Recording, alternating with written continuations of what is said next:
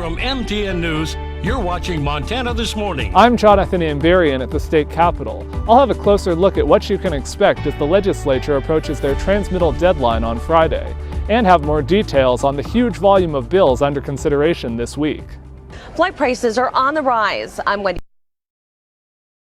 Dave. Well, good morning, Southwest Montana. It is the first day of March, 6:31. Chet Lehman, Jane McDonald, and Matt Elwell here with you. Depending on where you are here in Southwest Montana, the furnace is running. Right. Yeah, the full blanket blast. is on. Yep. The dogs are not wanting to go outside. It's a little brisk out there. The temperatures are cold, regardless of the way you look at it. When you get a very light wind with temperatures into the single digits, it's uncomfortable.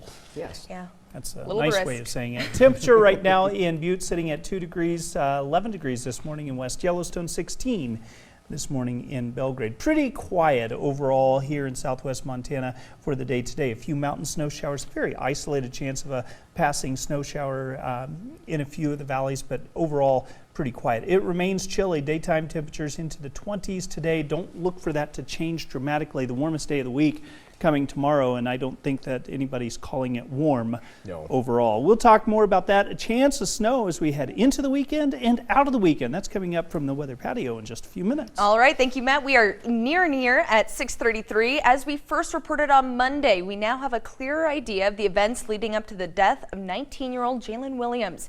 Jalen's body was found naked in a field in Livingston earlier this month. MTN's Edgar Cedillo spoke with Jalen's uncle about this yesterday afternoon and asked whether or not this new information gives his family closure. They want to do it a better way. They could have went about it a better way, but they chose not to.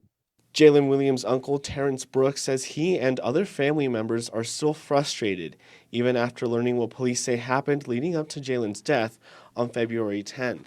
Very much indifferent. Like most of the statement is false. The Park County coroner determined the cause of death to be of hypothermia. On Monday, Livingston officials issued a press release that stated that police believe that Jalen left his home around 3:30 to 4:30 in the morning.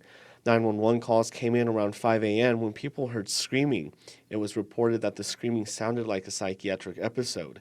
And then around 5:30, a driver reported seeing a naked man running along Highway 89 near where Jalen's body was found dead. The news about 2 truck drivers actually seen the man running naked, that's beyond. The family says they will continue to search for answers. It has to be brought to justice, man, and that's all we fighting for right now. It's not just me, the family, it's the community. You know, how would you want Jalen to be remembered? Man, that smile. First off, like his smile, man. Like everybody said, like when he smiled, he just light up the room. He has so much life, so many plans already that he's already put his steps up already.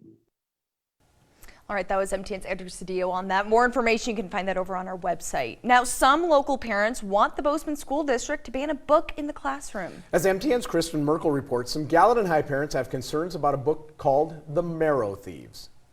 Last night at the Bozeman School Board meetings, parents took the stand to share their opinions on this book, The Marrow Thieves, being taught in the 9th grade curriculum at Gallatin High. Keeping this book in the curriculum fosters religious bias towards the church and the Catholic students who attend district schools. According to a York University summary, The Marrow Thieves is a fiction survival story set in Canada where so-called recruiters who can no longer dream harvest bone marrow from indigenous people to give them that ability again. From a summary on Lit Charts, the deeper meaning of this novel is that indigenous people are seen to be nothing other than a commodity through the eyes of the white government. But some parents raise concerns about the book. By keeping this book in the curriculum, you are willing to tolerate the presence of poison. You are willing for students' minds to be poisoned by a sophistry of Canadian history, a characterization of religious as murderers, depictions of Catholics as henchmen for Indian genocide, linguistic rot, the sexualization of minors. While other parents believe it's important for kids in 9th grade to be exposed to such literature. I think this book encourages critical thinking by students. I think it's appropriate for the age group. I think it's well written and it has historical and literary value. One parent suggested that banning this book would lead to issues over other books in the future. If we begin to ban books because the narrative doesn't align with one family's beliefs, where do we draw that line on banning books? The Board of Trustees voted to keep this book in the 9th grade curriculum. Superintendent Casey Bertram believes this book offers learning opportunities about Indigenous people through storytelling. Some historical components of Native Americans in Montana, the family component of Indigenous populations and storytelling and protecting those stories.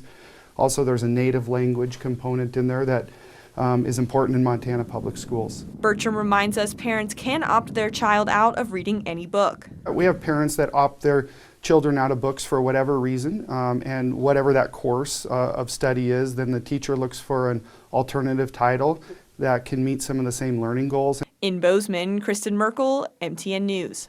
Thank you, Kristen. 6:37 now. The Montana legislature is in the middle of one of the busiest periods of the 68th session. MTN senior political reporter Jonathan Ambarian takes a closer look at what you can expect for the rest of this week, leading up to Friday's transmittal deadline. More than 3/4 of the bills introduced so far at this year's legislative session have been what's known as general bills. That means they change state law, but don't appropriate money or increase or decrease state revenue. And for those bills, this week is simple. If they don't pass through either the House or Senate by Friday, they'll die. And there's a lot of bills to be voted on this week. We've only got 90 days by our Montana Constitution to accomplish all the work, and this is status quo chaos of the session.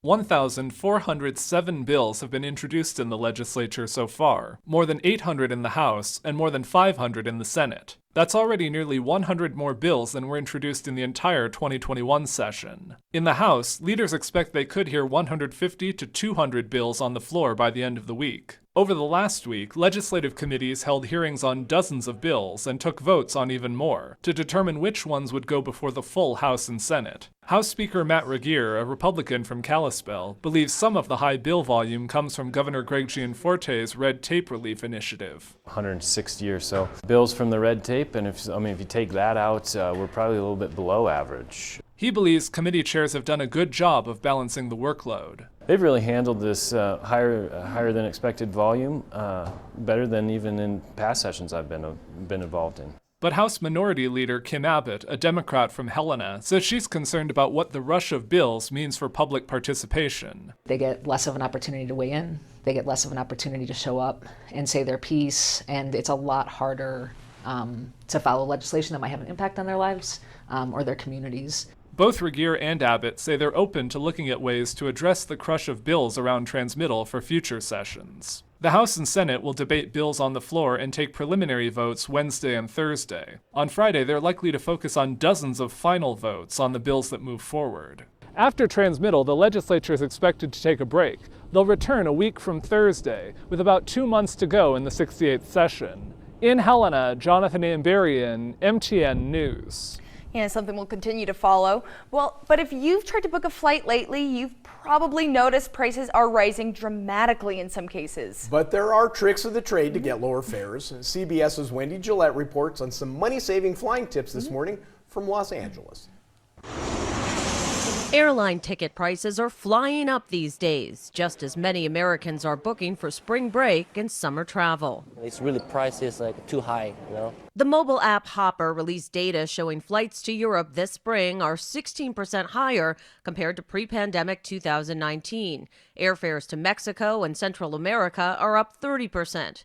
Right now, domestic flights average around $270 round trip and are expected to reach $350 by May. We're seeing huge demand for both domestic and international trips.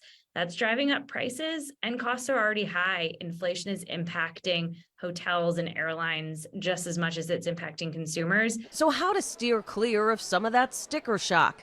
Expedia put together a report on air hacks. You should always look at booking on a Sunday. That's when the fares tend to be the lowest. If you're booking a domestic airfare, look 30 days out, international up to 6 months out to get those good fares. As for what days to fly, think midweek and avoid leaving on weekends when demand is highest. This spring, we're seeing those priciest days to fly are on Saturdays, March 25th, and then the following Saturday, April 1st. So if you can avoid those days, it's probably a good idea. Both Expedia and Hopper offer free monitoring services to help track prices. Airfares can change hundreds of times in a single day. Also consider bundling when you book, purchasing a hotel stay and rental car at the same time you pull the trigger on flights. Expedia says that can save an average of $300, giving you more money to spend once you land. Wendy Gillette, CBS News, Los Angeles. Here's Wendy's travel tips. Expedia finds good deals for domestic spring travel to Fort Lauderdale, San Diego, New York City, international flights to Iceland, Denmark, and Spain. Hopper has picked up on decent pricing to Orlando, Tampa, and Houston, and internationally to the Caribbean. Ah,